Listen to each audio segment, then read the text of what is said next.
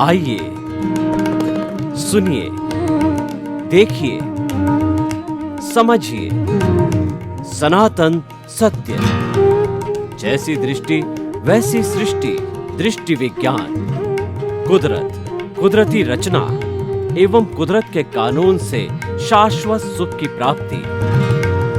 जोधपुर के परम पूज्य महात्मा उपासक प्रोफेसर डॉक्टर सोहन राज तातेड़ के निर्देशन में सनातन सत्य।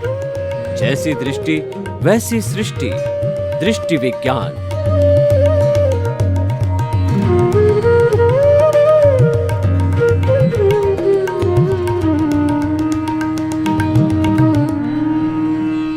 भाई और बहनों, मातृशक्ति को नमन। आज का हमारा बहुत सुंदर कर्म सिद्धांत का निरूपण। कर्म का क्या सिद्धांत है, ये आज हम विवेचन करेंगे। जो कोई भी आत्मा में विश्वास करते हैं, पूरे भारतीय और भारतीयतर धर्म दर्शनों में जो आत्मा में विश्वास करते हैं, वो कर्म में विश्वास करते हैं। यानी आत्मा को जो बांधे रखा है वह कर्म ही है, वरना मूल स्वरूप वाली आत्मा शरीर में नहीं रह सकती। वो तो सिद्ध शिला में ईश्वर रूप के अंदर विराजमान होती है। तो कर्म के कारण ही ये संसार चल रहा है। और मैं अगर कहूँ कि कर्म सिद्धांत ही ईश्वर का सिद्धांत है, तो कुछ अंशों तक इसमें अतिशयोक्ति नहीं है। क्योंकि रंगमंच यह जगत है और कर्म खिलौनहार, और नाना रूप बनाए के और चेतन खेलनहार। ये जो चेतन है, ये जो आत्मा है, ये जो है वो कौन खिलाता है इसको? इसको खिलाने वाला कर्म है। कभी पिता पुत्र भाई बहन के रूप में जन्मता है और अपने कर्मों का भुगतान करता है। तो इसीलिए आज का विषय बहुत इंटरेस्टिंग है। आप पूरा इसको ध्यान से सुने। जैन दर्शन के अंदर कर्म को एक फिजिकल मॉलिक्यूल माना है और उसके एक एक परमाणु की गणना है। ये प्योर मैथमेटिक्स है। हमारी जो मैथमेटिक्स के अंदर हम जो सॉल्यूशंस देते हैं उसमें गलती हो सकती है, लेकिन कर्म के सिद्धांत की मैथमेटिक्स के अंदर कोई गलती नहीं हो सकती है।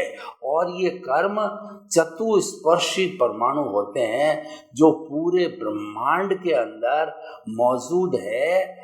और पूरे ब्रह्मांड के अंदर जब मन वचन काया की एक्टिविटी की जाती है, कोई भी इंसान करता है, तो उस एक्टिविटी के साथ के अंदर ये चतुस्पर्शी कर्म पुद्गल है वो खींच लिए जाते हैं।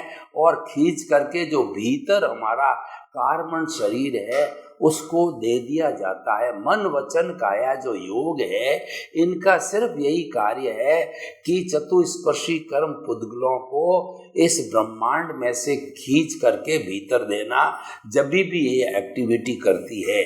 चतुस्पर्शी और अष्टस्पर्शी में अंतर क्या होता है कि चतुस्पर्शी कर्म पुद्गल वो जो है शीत उष्ण स्निग्ध और रुक्ष चार स्पर्श वाले होते हैं, और अष्ट स्पर्शी भी होते हैं जिसमें 8 स्पर्श होते हैं।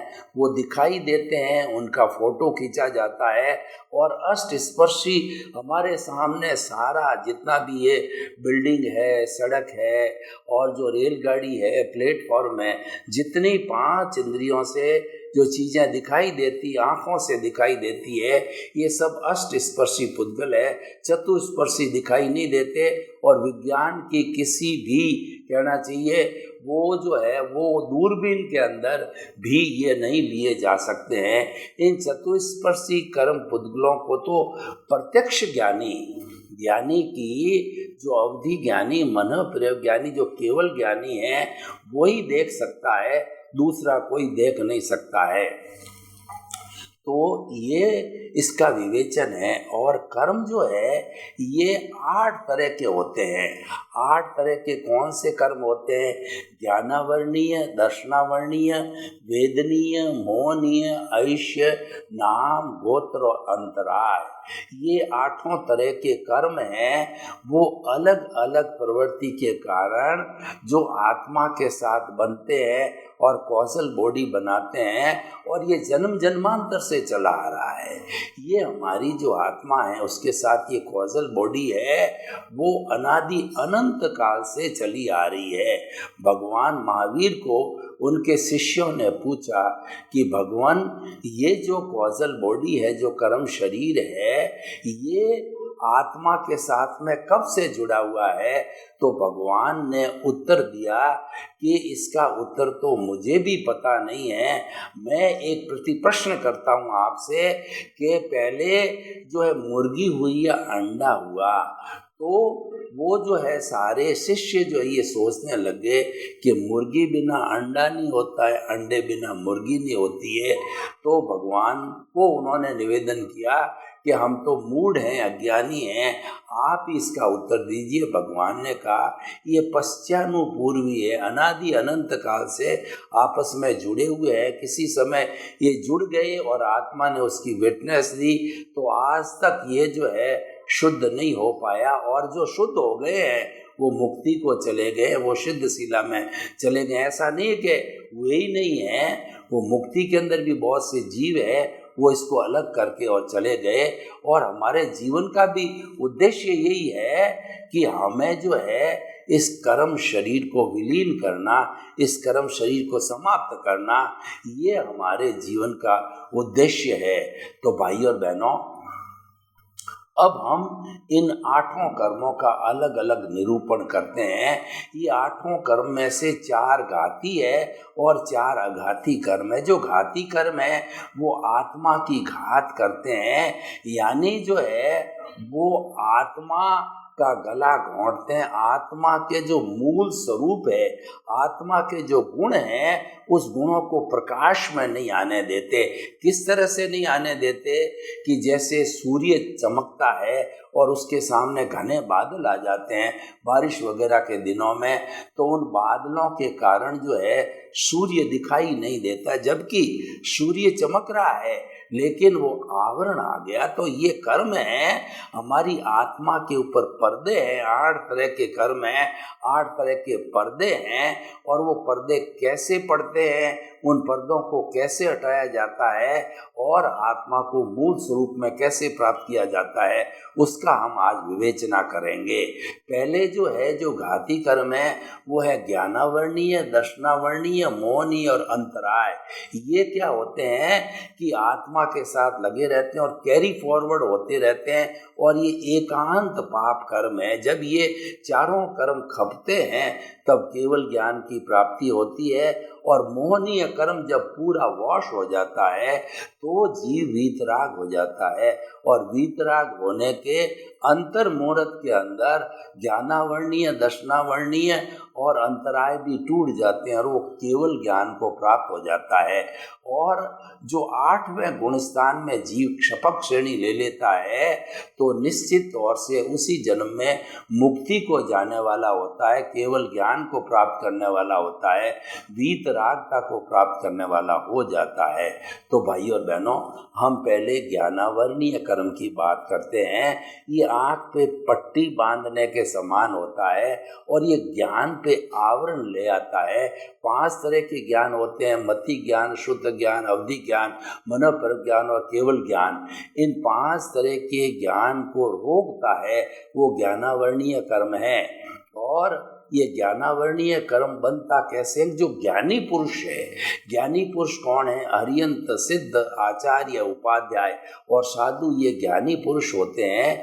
तो इन ज्ञानी पुरुष की अवहेलना करना, तिरस्कार करना, इनकी वाणी के अंदर विश्वास नहीं करना, इनकी वाणी को सिरोधार्य नहीं करना, इस कारण से जो है ज्ञानावर्णीय कर्म का बंध होता है। या ज्ञान के जो साधन है, हमारे आगम हैं, ज्ञान की पुस्तकें हैं, हैं, ज्ञान लेने के जो भी आत्मज्ञान लेने के जो भी साधन है, उन साधनों में अवरोध पैदा करना, उन साधनों को मिटा देना, उन साधनों को हटा देना, उस कारण उस जीव के जो है ज्ञानावरणीय कर्म का बंध होता है।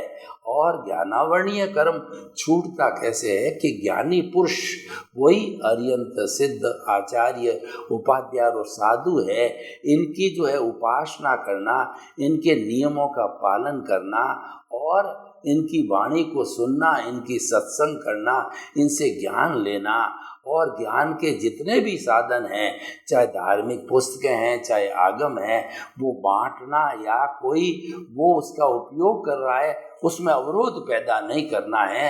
उससे हमारा ये ज्ञानावरणीय कर्म जो है वह कटता है। तो ज्ञानावरणीय कर्म बंधने का कारण भी हमने बताया और ज्ञानावरणीय कर्म को जो है काटने का भी कारण हमने बताया आपको। तो इस तरीके से हम अपने जीवन का लक्ष्य बनावें कि ज्ञान की प्रवृत्ति को हम हृदयंगम करेंगे, आत्मसात करेंगे, अवरोध नहीं करेंगे, ताकि ज्ञानावरणीय कर्म जो है हमारा क्षय होता है। दूसरा दर्शनावरणीय कर्म, ज्ञान और दर्शन एक ही जो है वो एक दूसरे के पूरक है। जो ज्ञानी होता है वही दर्शनी होता है, क्योंकि ज्ञान और दर्शन आत्मा के गुण हैं। इसलिए दर्शन का अर्थ होता है कि फेथ, विश्वास होना, हमें अपनी आत्मा में विश्वास होना, अपने अस्तित्व में विश्वास होना, वो दर्शनावरणीय कर्म है। और दर्शनावरणीय कर्म कुल 9 तरह के होते हैं, चक्षु दर्शन, अचक्षु दर्शन, अवधि दर्शन और केवल दर्शन। और 5 तरह की नींद होती है, चपला चपला चपला, स्तेंद्रिय आदि वगैरह। तो ये 9 तरह के जो दर्शनावरणीय कर्म है, ये कर्म जो है वो एक पुजारी की तरह बताए गए हैं। पुजारी क्या करता है कि भगवान के मंदिर के पास में चौकीदारी करता और पर्दा डाल देता है, भगवान के दर्शन होने नहीं देता। इस पे एक जोक आता है कि एक जो वेल अप टू डेट व्यक्ति पुजारी जी के पास आया और उसने पुजारी जी को 100 रुपये दिए और पुजारी ने खट से पर्दा हटाया और उसने भगवान के दर्शन कर लिए और उसने पर्दा तुरंत वापस हटा दिया। फिर दूसरा व्यक्ति, एक साधक व्यक्ति आया तो उसने कहा कि मुझे भगवान के दर्शन करने हैं। उसने कहा समय हो गया। तो उन्होंने कहा तुमने अभी उस व्यक्ति को जो है दर्शन कराए है ना? तो उसने पुजारी ने जवाब दिया, ये तो लक्ष्मी ने विष्णु के पट खोल दिए। लक्ष्मी यानी जब 100 रुपये का नोट भीतर गया तो इस लक्ष्मी ने विष्णु के पट खोले, मैंने कुछ नहीं किया है। ये जोक रूप में है। तो कहने का अर्थ ये है कि ये दर्शनावरणीय कर्म एक पुजारी की तरह होता है जो कि हमें भगवान के दर्शन करने नहीं देता है, एक जो है आवरण की तरह होता है। तो उसमें वही नियम है जो ज्ञानावरणीय कर्म के नियम है और उसी तरीके से वो बनते हैं और उसी तरीके से वो कटते हैं। कि मतलब हमारे ज्ञानी लोगों के अंदर विश्वास नहीं हो गया, ज्ञान के जो साधन हैं उन साधनों का जो है उसमें विश्वास नहीं करने से ये जो है बनते हैं। तो ज्ञानावरणीय कर्म, दर्शनावरणीय कर्म और तीसरा है मोहनीय कर्म। जो हमारा ये मोहनीय कर्म होता है, ये कर्म जो है एक शराबी की भांति कहा गया है कि हम दुनियादारी के मोह में फंस जाते हैं, आसक्ति में फंस जाते हैं, हम लालसा के अंदर फंस जाते हैं और लालसा में फंस करके और जो है हम मोह करने लग जाते हैं। तब ये मोहनीय कर्म है वो संसार का आधार होता है। एक शराबी व्यक्ति जो है शराब पी करके नाली में गिर जाता है, सड़क पर पड़ जाता है और जो है वो घर पे भी जाता है तो किस तरीके का दुर्व्यवहार करता है अपने परिवार के सदस्य, उसको भान नहीं रहता है। तो जो लोग मोह करते हैं संसार का, 5 इंद्रियों के सुखों का मोह करते हैं, उनको भगवान के अंदर अनुरक्ति नहीं होती है और इस संसार में ही रचे पचे रहते हैं। तो मोहनीय कर्म बंधने का कारण आसक्ति है। धन के प्रति आसक्ति, बाल बच्चों के प्रति आसक्ति, परिवार के प्रति आसक्ति, जितनी भी हमारी आसक्ति है उन सब का कारण है मोहनीय कर्म। और मोहनीय कर्म को अगर हटाना है तो हमें अनासक्ति को लाना होगा, हमें नॉन अटैचमेंट करना होगा, हमें कमलवत जीवन जीना होगा, हमें विदेह की साधना करनी पड़ेगी, तब जाकर के हमारा ये मोहनीय कर्म कट सकता है। जब हम वैराग्य को पैदा करते हैं तो मोहनीय कर्म जो है वो झड़ने लग जाता है। तो इस तरीके से मोहनीय कर्म को हम वैराग्य के द्वारा हटा सकते हैं, जीत सकते हैं। और चौथा कर्म होता है वो हमारा अंतराय कर्म होता है। अंतराय का मतलब ये तीनों कर्म, जो ज्ञान का अंतराय, दर्शन का अंतराय और हमारी आसक्ति वगैरह है, ये भी अंतराय है। जब ये तीनों कटते हैं तो अंतराय कर्म ऑटोमेटिकली कट जाता है। अंतराय कर्म इनके कटने के बाद कटता है और अंतराय लगती है जब ये कर्म बनते हैं, छूटते नहीं। अब देखिए, अंतराय कर्म जो है 5 भागों में बांटा गया है कि वो कौन कौन से: दान, लाभ, भोग, उपभोग और वीर्यांतराय। और ये बनता कैसे अंतराय कि कोई व्यक्ति दान देता, उसमें अड़चन पैदा करना, मंदिर बनाने में, मंदिर की संस्था में हमने अड़चन डाल दी, वो दानांतराय लग गई हमें। और लाभ है, कोई व्यक्ति आपस के अंदर अपना एग्रीमेंट करते हैं, एमओयू करते हैं लाभ का, लेन देन का, और हमने उसके अंदर अंतराय, रुकावट डाल दी, तो वो हमारा लाभांतराय जो है वो बंध जाता है। और भोगांतराय, जो भोजन है, पानी है, जो हमारे खाने की जो वस्तुएं हैं, उन सब चीज़ों को जो हम किसी दूसरे व्यक्ति को जो है उससे रोकते हैं, तो हमारा ये भोगांतराय लग जाता है। और उपभोगांतराय, उपभोग कौन सा होता है? एक वस्तु को बार बार हम उपयोग में लाते हैं, जैसे मकान है, ज्वेलरी है, कपड़ा है इत्यादि। तो बार बार जो है जिसको काम में लाते हैं वो भोगांतराय है। और कोई व्यक्ति उसका उपयोग कर रहा है, हमने उसके अंदर अड़चन पैदा की, बाधा डाली और उसके अंदर रुकावट पैदा करी, तो हमें भोगांतराय लगता है। वीर्यांतराय का अर्थ होता है हर शरीर के अंदर नया वेदनीय कर्म आता है और ये ब्रॉड फॉरवर्ड नहीं होता है। और आयुष्य कर्म 4 तरह की गति होती है: नरक गति, तिरंज गति, मनुष्य गति और देव गति। मनुष्य गति, देव गति शुभ गति होती है। और ये जो है मनुष्य गति सरलता, रिजुता के कारण मनुष्य गति मिलती है। और देव गति सराग, संयम, यानी हम जो है श्रावक के रूप में, साधु के रूप में, संयमी के रूप में जितनी भी साधना करते हैं उससे देव गति मिलती है। सम्यक्त दर्शन से भी देव गति मिलती है। तो ये, और नरक गति जो है वो कहना चाहिए पंचेंद्रिय वध, महापरिग्रह और जो है आरंभ समारंभ से जो है नरक गति मिलती है। 7 नरक नारक की होती हैं, उसके अनुसार उसको आयुष्य का बंध होता है। और तिर्यंच गति झूठा, माप तोल और दूसरा क्या षड्यंत्र है, और झूठे कागज तैयार करना, जाली कागज तैयार करना, इन सब चीज़ों से जो है वो हमारे ये इसका जो है वो तिर्यंच गति का बंध होता है। तो इस तरीके से हम अच्छे कार्य करके अच्छी गति का बंध कर सकते हैं। हमें हमेशा हमारा कर्म अच्छा होना चाहिए। कर्म जो है सरलता का, रिजुता का और बिना धोखाधड़ी का होना चाहिए। दूसरे के अस्तित्व को स्वीकार करना चाहिए, आत्मतुलावत रहना चाहिए कि जैसी मेरी आत्मा है वो समस्त 84 लाख जीवा योनियों की आत्मा भी वैसी, और वास्तव में वो वैसी है ही है। सामान्य रूप से उसमें कोई भेद नहीं होता, सबकी एक सा होती है।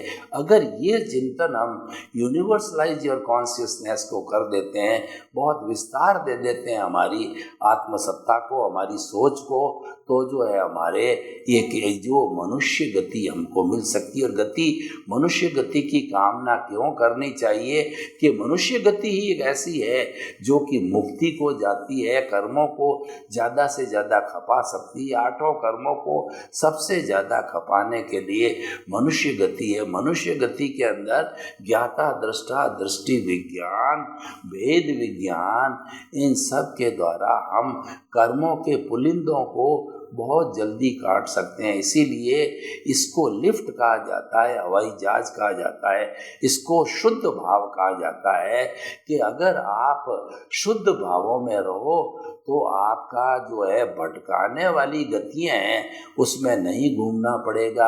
आप तो डायरेक्ट जो है वो आत्मा के खाते में रहोगे, और उस आत्मा के खाते में रहने पर जब भी आपको अगर ज्ञान लिया हुआ है, आप आत्मपद पर बैठे हो, आपकी प्रज्ञा जागृत है, आप 5 आज्ञा का पालन कर रहे हो, आप संवर और संभाव में रह रहे हो, ज्ञाता दृष्टा भेद विज्ञान दृष्टि विज्ञान इन सब का पालन कर रहे हो, तो आपको हर बार मनुष्य जीवन मिलेगा।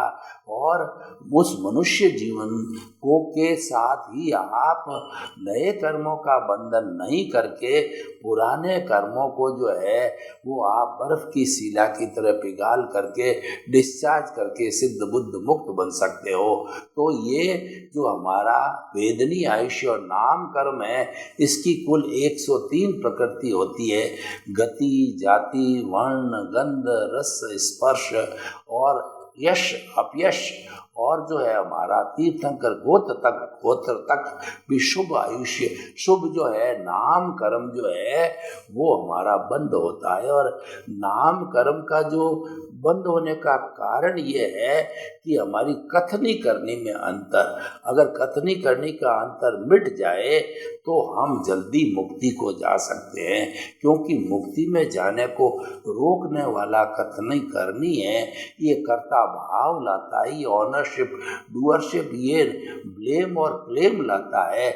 इस कारण से हम जा नहीं सकते। और इसकी जगह अगर हम संपूर्ण संसार के सभी 84 लाख जीवा योनियों को निमित्त, निर्दोष, अकर्ता और शुद्ध आत्मा समझें, तो ये शुद्ध भाव है और इसके अंदर कोई कॉजेज नहीं पड़ते हैं, इसमें राग द्वेष नहीं होता है, कर्म बंध नहीं होता है, और नो कॉजेज, इसका अर्थ ये हुआ कि आपका जो है नया कर्म का बंध नहीं है, पुराने की आप निर्जरा करके और मुक्ति को प्राप्त हो जाओ। तो इसलिए वेदनी आयुष्य नाम और एक गोत्र होता है जो सोशल स्टेटस देता है कि अच्छे घर में अच्छे कुल के अंदर जन्म लेना, अटालिका के अंदर जिसमें सारी सुख सुविधाएं होती है उसमें जन्म लेना, ये पुण्योदय के कारण होता है। पापोदय के कारण व्यक्ति झुग्गी झोंपड़ी का जो है जन्म ग्रहण करता है, जिसमें सब कठिनाइयां हैं, खाने को बराबर नहीं मिलता, स्थान नहीं मिलता, सर्दी गर्मी के अंदर उसका प्रोटेक्शन नहीं होता। तो इन सब का जो मुख्य कारण सोशल स्टेटस गोत्र कर्म का है, और ये गोत्र कर्म जो है हमारा शुभ अशुभ दोनों होता है। और ये 8 तरह के जो हमारे मद है, उन मदों को करने से जो है ये हमारा गोत्र कर्म बनता है। वो मद कौन से हैं? जाति, कुल, बल, रूप, ज्ञान, तप, ऐश्वर्य और आपकी जो है सारी समृद्धि, इन सब का अहंकार करने से जो है ये कर्म का बंध होता है, गोत्र कर्म का बंध होता है। तो इस तरीके से भाई और बहनों, हम आपको बताना चाहते हैं कि आप जो है वो आपकी भावना को ठीक करो, भावों को ठीक करो, भाव सुधारो, भाव सुधरेगा, भाव बिगाड़ो, भाव बिगड़ेगा। तो इस तरीके से जो है हम बिगाड़ने से बिगड़ता है, सुधारने से सुधरता है। तो हम आपको ये कहना चाहते हैं कि आप जो है वो अच्छे कर्म करो, और कर्म बकायदा ये प्योर मैथमेटिक्स है। और कर्म जब बनता है, जब जो मन वचन काया की जो क्रिया होती है जिससे कि कर्म का बंध होता है, वो उसी समय प्रकृति स्थिति प्रदेश अनुभाग 4 भागों में बट जाता है।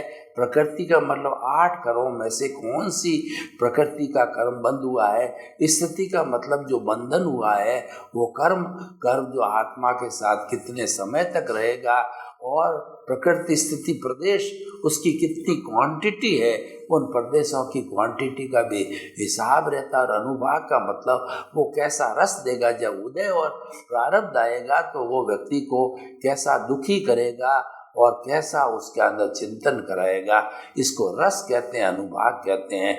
तो इस तरीके से ये इनका जो कर्म की 10 तरह की प्रकृतियां होती है, तो उन प्रकृतियों के अनुरूप जो है इन कर्मों का बंध होता है। और हम जो है कर्मों को बंद करने के लिए धर्म की क्रिया जो है वो हम करने लग जाते हैं, तो ये कर्म कटते जाते हैं। क्योंकि कर्म और धर्म का जो है ये आपस के अंदर एक दूसरे का अलग अलग जो है वो प्रकृति होती है। जहाँ धर्म आ गया वहाँ कर्म नहीं टिकता, जहाँ कर्म होता वहाँ धर्म नहीं टिकता। तो इस तरीके से ये हम धर्म के माध्यम से अपने कर्मों के बंधन को रोक सकते हैं। तो इसीलिए अगर आप कर्म बंधे हुए हैं, आपकी कॉजल बॉडी है, उसको हटाना चाहते हो तो आप शुभ और शुद्ध भावों को अपनाओ। क्योंकि भाव भीतरी शक्ति है, ये आत्मा की सत्ता है और ये स्वतंत्र सत्ता होती है। जब आप शुभ भाव करने लग जाते हो तो हमारी कॉजल बॉडी गिरने लग जाती है। इस तरीके से जो है ये सारा कर्मों का निरूपण है। सर्वे भवन्तु सुखिनः, सर्वे सन्तु निरामया। लोक के सब जीवों को सुख मिले, शांति मिले, आनंद मिले और सभी शांतिपूर्ण सहवास करके और अपने जीवन को धन्य बनावें। आपके प्रति मंगल भावना, शुभकामना। ओम शांति।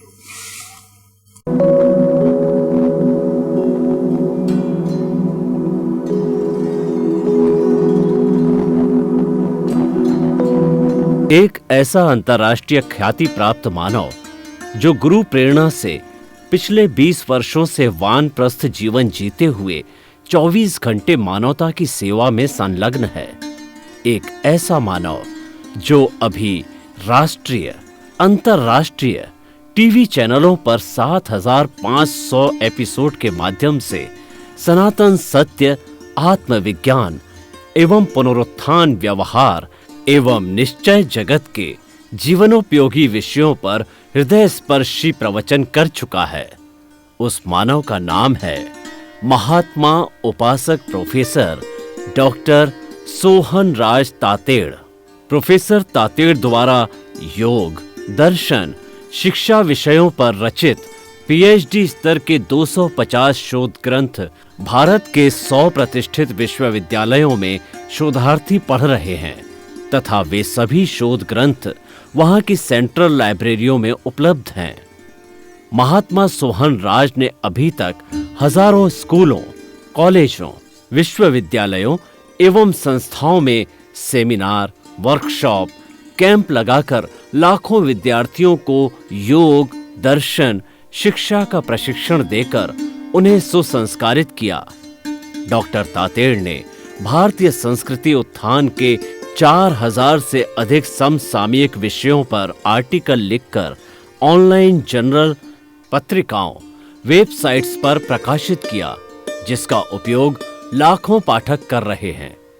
उपासक तातेड़ के 5000 से अधिक आज का सुविचार, आज का शुभ संदेश, आज का मंगल भावना योग आदि चिंतन websites, Twitter, blogger, Facebook, YouTube माध्यमों से लाखों लोग अपना जीवन निर्माण कर रहे हैं।